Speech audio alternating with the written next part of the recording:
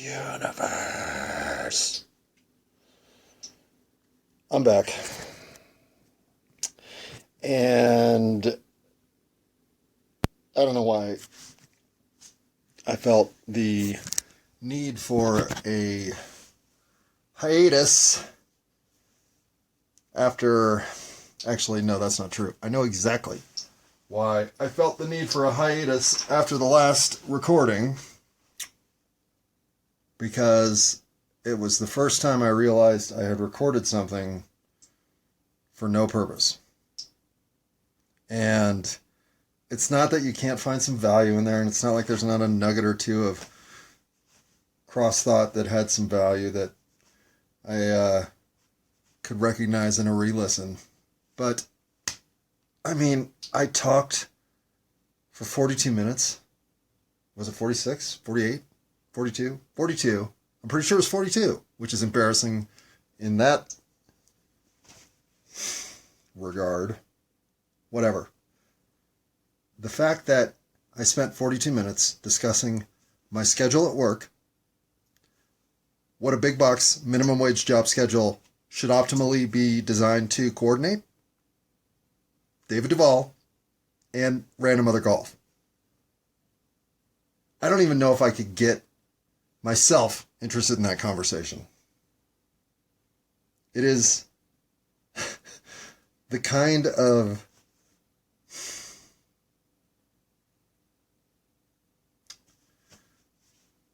shallow experience I honestly had not even considered available.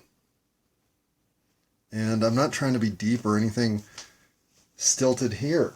I am trying to provide some level of reflective, insightful, daily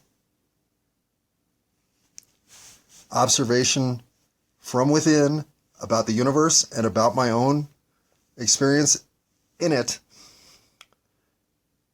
to help open up the channels that have given me a new version of myself, is the best description there is, to experience in what I really have to say has been the last consciously 2 to 3 years, subconsciously somewhere between 5 and generously 8.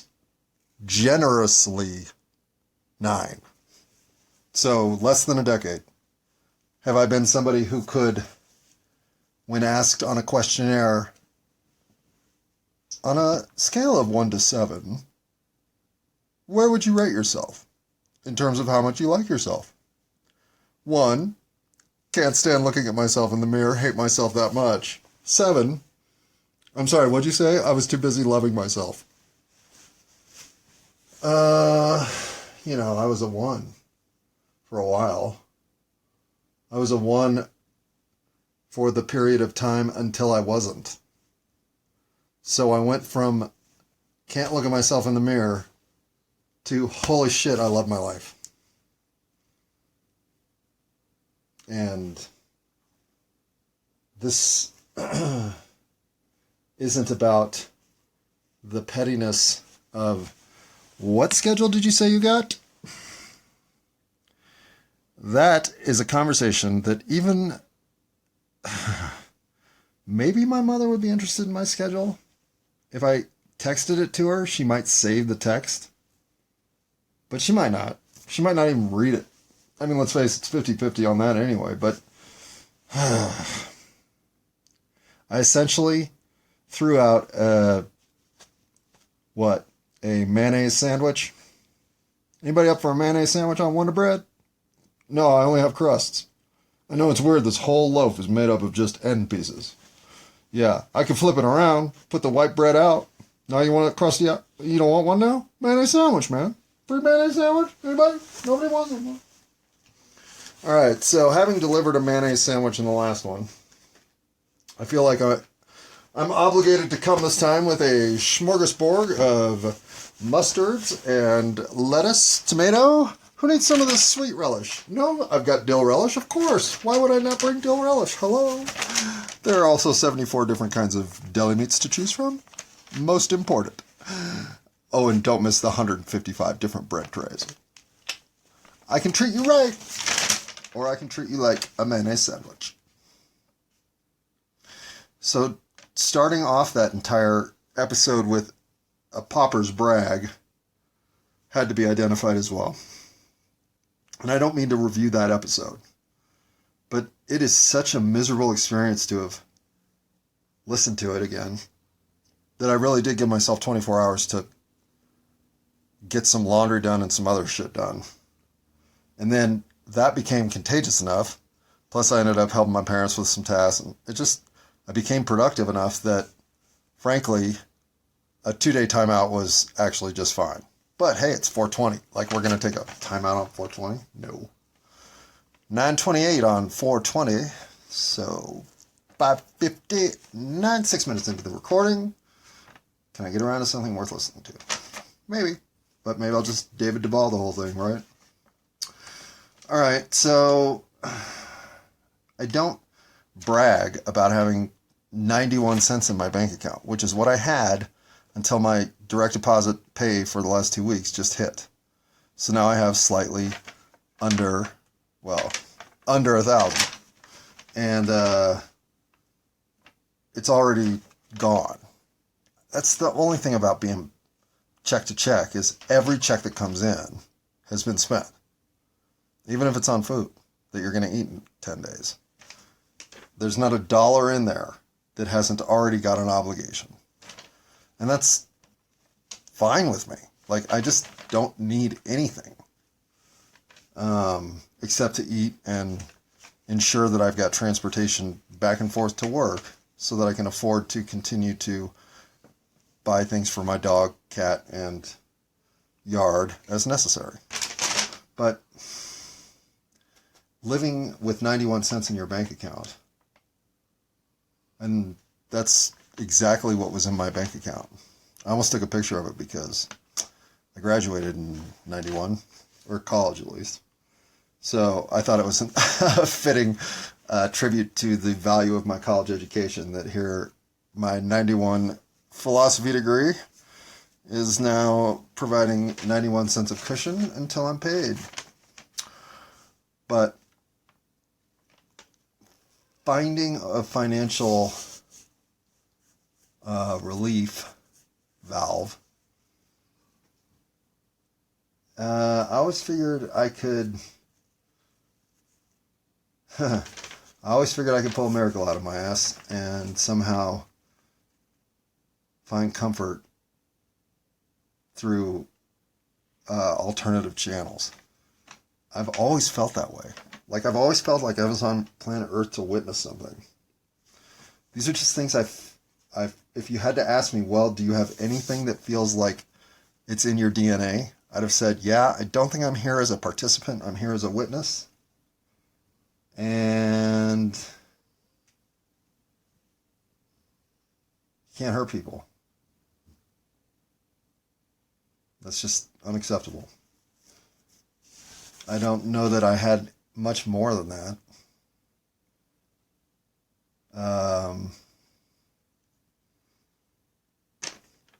I guess maybe I came with the instinct to help out. There's never been a time when I didn't know that was the right thing to do. And it doesn't seem like that's something you're taught in America, so maybe that's one. And then there's the entire sense of justice that we're just granted. And that includes the moral code that supposedly is somehow corralled, contained, disseminated, cultivated, crafted, socially engineered, personally drilled into. All of the ways that your morality is both establishing itself, acting, and looking at others for guidance is a non-stop express ride of how your life goes. But the things that you know are wrong can't hurt people.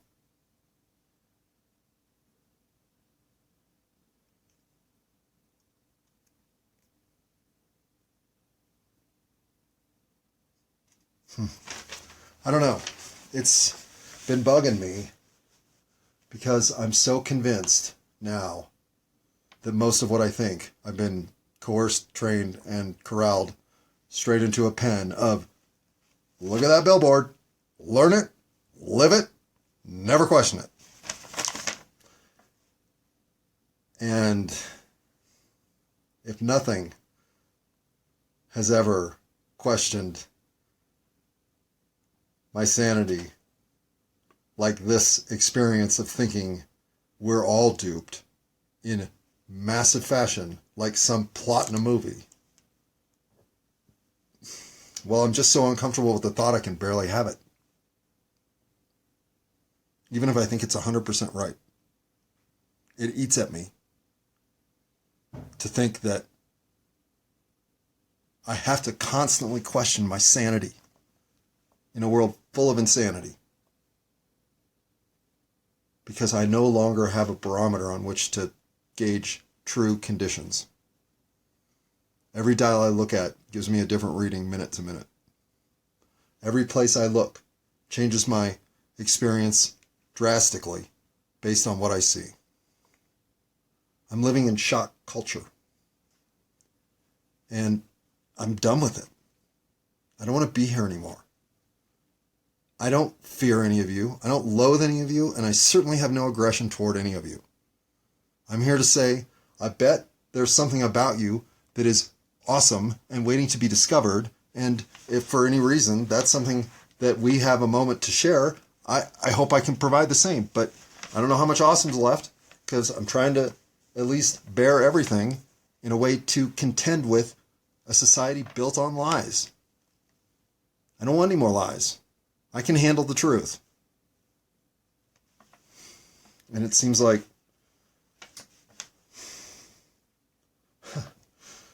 how do you judge your own scope of analytical sanity in a world where the messaging feels so abrasive yet can't be questioned? We don't fall into groupthink without being told, well, think this way or think like a jackass, because any other thought makes you a jackass. So now everybody thinks this way. Are you not thinking that way? Why not? Everybody's thinking that way. Come on, dude. You're thinking that way. Are you really not thinking that way? Because if you're not thinking that way, I'm going to just say to you, the fuck's wrong with you? What are you, a fucking lunatic? That's just not the way we think, bro. Think the right way already. What are we, not friends? Not acquaintances? And over what? Like, what are we even discussing? What is it that I've got to have this opinion on which I'm right or wrong? Like, why are we even in an environment in which I have to play that game? Why are we not just constantly moving forward for the best of society at large and humanity on the whole, with the individual experience being as free as possible to pursue that which brings value to the individual? It just doesn't seem that complex. And so if everywhere I look, I see conundrum and consternation and clusterfucking, well, it doesn't seem like we're just trying to argue out the right versus wrong, the best path forward for the greater good. No, it seems like self-interest has taken over. And I speak this as someone whose self-interest was so keenly honed that I do believe I could put my 20s, 30s, and most of my 40s in terms of self-specific choices in life, that when I see the pursuit of that which is self looking for identity, well, I don't even have to look across the room. I can see it from the back of my head. I can hear it in the tone of your voice. I can imagine it in the way your posture is standing as you converse with the hostess. I know the signs, I know the triggers, and I know the emptiness. The hollow, shallow, put upon act that it is to live an unfulfilled life.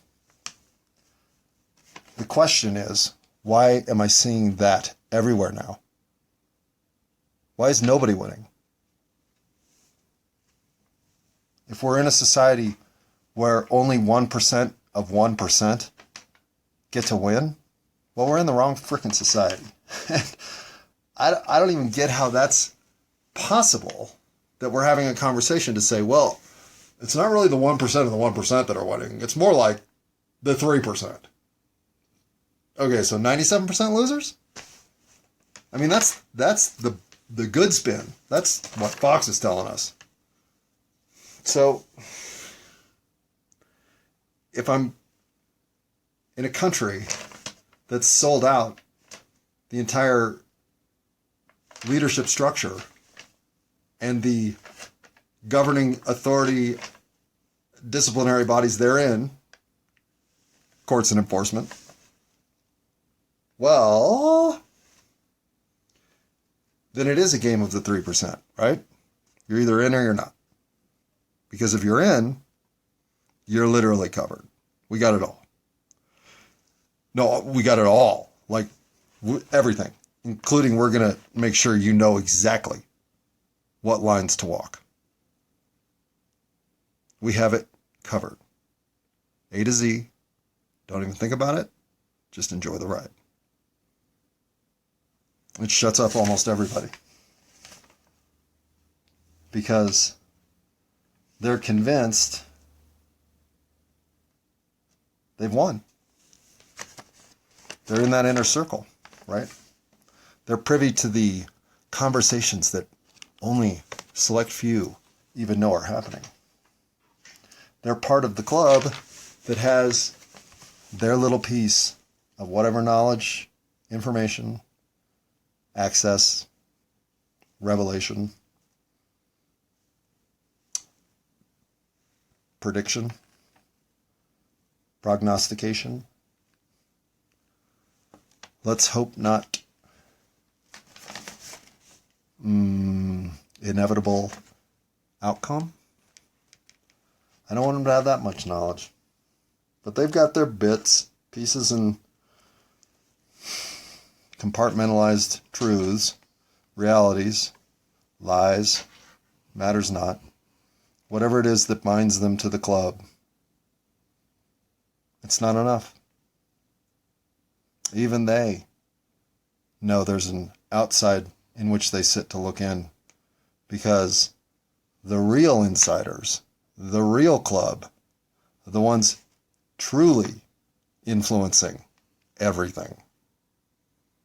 Well, that enigma,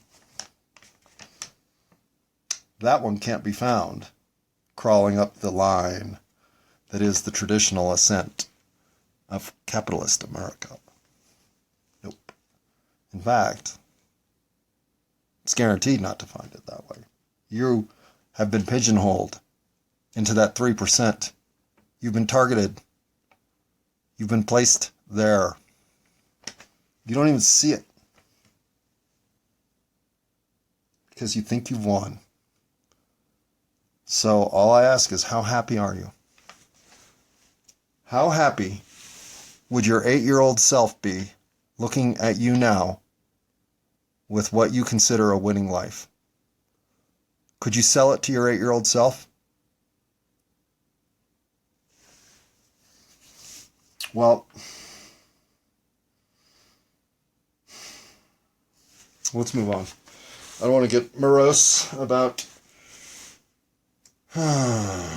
how easy it is to seduce human beings into following interests, outcomes, and inevitabilities that do not fulfill them when realized. But a lot of that is because they're distracting us.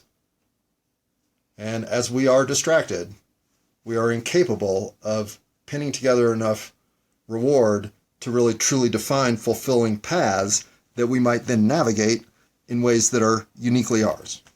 Nope. Instead, we're told what videos to like, what TV shows to watch, what movies are worth a shit versus ones that aren't. You question shit, you're told, Google it. What does Google say? Because that's what we think. Nobody figures shit out anymore. Google it. They keep us at bay because we don't even know that they're training us how to think. But what are you going to do, right? Think for yourself? That'd be like hitting the pause button. So if I were to do really cheesy cover songs because I was Weird Al Yankovicing it, I would start by doing the Rolling Stones' Angie with some THC lyrics for Tangy. Okay. Wait, do I need some chocolate milk? Nope, I think I'm okay. Well, let's not turn this into a, cold Italian pizza that could use a lemon squeezer? No. Why am I getting the Google circle? I do not know, but you know what we're going to do? We're going to stop this recording at the 22 and pick it up in another recording because, nope, no Google, no Google. Okay, back on task. I guess I could have waited. We don't need this one, do we? Alright, I'll keep it. What the hell. Sorry for the burps. I don't even know where those are coming from. It's not like I drank chocolate milk. Alright, chat. I'm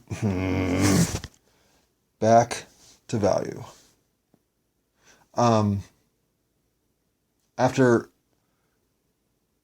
91 cent talk, that's just to ensure people understand that you don't... The way you live is your choice. Always. Simple as that. But that doesn't mean I should be patting myself on the back. Ever. I hear a lot too much of that. And I heard myself doing that. I'm so out of touch sometimes when I'm being me. I think it's just part of how we're built. It can be hard to know when we're making it all about ourselves. But when I hear that, boy, do I recognize immediately that I need to purge that. It's like a reaction to hearing myself talk. I don't hear it always in real time, but it happens in real time too. And this is from a guy who needs to pick up work hours and is bitching about the circumstance. Sometimes I wonder if my perspective is negative. You know, like I'm so out of touch that I'm warping things against myself. I mean, seriously. Wait till the next episode. Talk about warping things against myself. That's right. I have my idea for episode 39, so I don't have to feel the pressure. As a matter of fact, for the most part, it's already done. Not recorded or anything, but I wrote it all out. That's how seriously I'm taking this enterprise moving forward. It's time I started identifying more stuff that isn't so stupid as my schedule. All right. There is... I mean, it is such a face-palming moment to think of what looks in real time like self-awareness, but in retrospect is delusion. The whole idea of self-awareness, of living for anything other than the exact moment you're in, is to pile up some level of disconnect from yourself.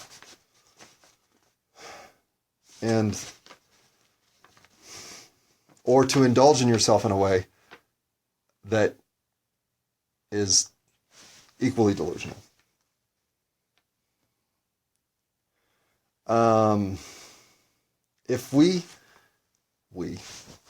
When I start thinking about my own individual advancement, my own individual circumstance, my own individual wants and needs, it leads me into places where I start having negative thoughts. I don't know why. I don't need to think of myself advancing individually. I would like to think of my community growing and being more kind, forgiving, and understanding. That will bring my life meaning. Anything I do as an individual, when I don't want to talk about work, and I'm not talking about work. What I'm going to speak about right now is the power structure that's currently in existence in corporate America, that I see from the perspective of a national chain type store. And this has been true in every experience I've had in this environment, is the expectations versus the effort are so out of whack that there's no more room for people to not think, well, fuck it, I'm done. You are pushing people to that point because instead of allowing people to emerge as the value that they are individually, you're saying, hey, we don't need individuals. We figured out how to do this. Here are the metrics. 99 ways that you can perform in this position that will be successful. Don't worry about it. You don't even have to think. Here it is. Just do these 99 things all the time. Never deviate. In fact, never deviate. This is all we ever want to see you doing. This is it. We want all of you to be these 99 things at all times. Well, fuck that. Because you quit realizing that the thing that matters most to us is being appreciated for who we are, not for being able to fit into your mold of what the perfect employee looks like. And so what you've created in that scenario are people who can really only evaluate based on that list. So they come in to give the checkup on what are you doing compared to the rest of the district, and it's you versus us on this one, you versus us on this one, you versus... It's just a list of shit. And if you're only getting 80 of the 99 done, well, we got to sit down and talk. And if you're only getting 50 of the 99 done, well, the catty, I don't have solutions for you because I don't know how to get people in the door that want to work here. Responses aren't there from leadership because they don't have answers. The people you're berating are probably 7 to 10 of your best workers who are giving 110% now, and no fucking shit sucks. But if they stop working, the store will literally fall apart. And you don't even see that. And they don't have a way to tell you that because they know there's 30 things on the list that they'd love to be getting done, but there are limits. Well, maybe there aren't, right, Amazon? Maybe there aren't. Maybe we can all be glockenspiels. Anyway, it's a conundrum, right? Being self-aware. Being self-aware. And that's it. That's all you got.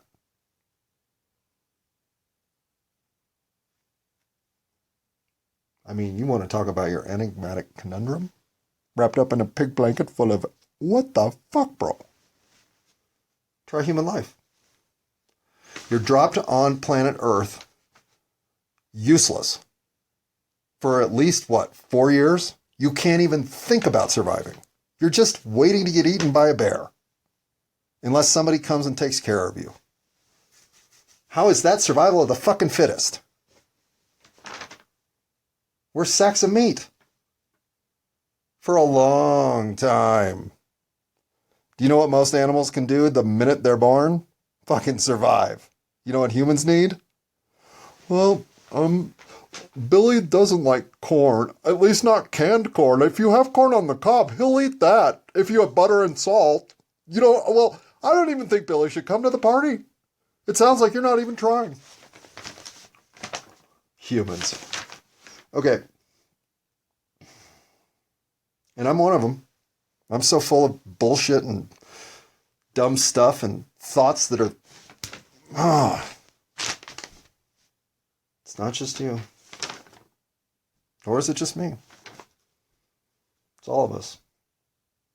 And the simplest part of solving it is deciding, A, we no longer are thinking about what happened and what was over there, nor are we trying to predict where it's all going to go. We're trying to do our best in the moment. And we're going to see how this works. So then...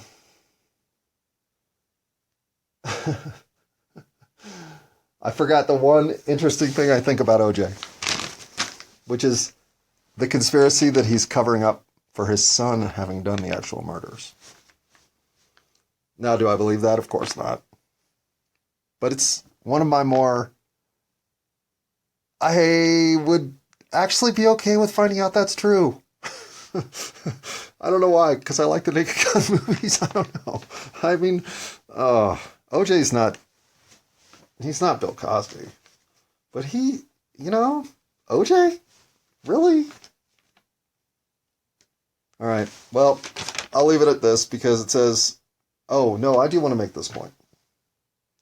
I do not speak for anybody. I do not speak for white male Americans. I do not speak for white Americans. I do not speak for Americans. I don't speak for males. I don't speak for dogs. Well, I speak for my dog all the time. But I say what is on my mind in my groupthink as what I identify as thoughts that I believe fall into those categories. I'm not saying you can't judge me as a white male American. You absolutely should. I'm saying I'm not going to, in any way, become a mold that the next person's going to fit into. And that you won't expect from anybody going forward, I hope. Because nothing you know about anybody else tells you one fucking thing about the next person you're going to meet. Find out who they are without any kind of consideration of what you think going in, and watch how wonderful they are.